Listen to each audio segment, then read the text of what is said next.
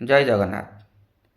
ଦୁଃଖରେ ହେଉ କି ସୁଖରେ ହେଉ, ଭଲରେ ହେଉ କି ମନ୍ଦରେ ହେଉ, ଭୋଗିବେ ଆପଣ। ଯେମିତି କର୍ମ ଅନୁସାରେ ଫଳ। ଆପଣ ଦୁଃଖରେ ଅଛନ୍ତି କି ସୁଖରେ ଅଛନ୍ତି, ବିଚାର ସବୁବେଳେ ନିଜର। ଯେମିତି ସୁନ୍ଦର ସଂସାର, ସୁନ୍ଦର ପରିବାର, ସୁନ୍ଦର ଘର।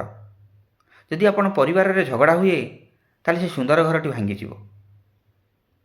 ଆପଣ କୋଟି କୋଟି ଟଙ୍କା ରଖିଛନ୍ତି, ଯଦି ଆପଣ ଜୁଆ ଖେଳିବେ, ତାହେଲେ ସେ ସମ୍ପତ୍ତି ସବୁ ଚାଲିଯିବ। ସମ୍ପର୍କ ଭିତରେ ଯଦି ମିଛ କହିଲେ, ବନ୍ଧୁ ଭିତରେ ଯଦି ଆପଣ ମିଛ କହିଲେ, ତାହେଲେ ସେଠି ସମ୍ପର୍କ ତୁଟିଯିବ। ନିଜ ନିଜ ଭିତରେ ଯଦି ସନ୍ଦେହ ଆସିଲା,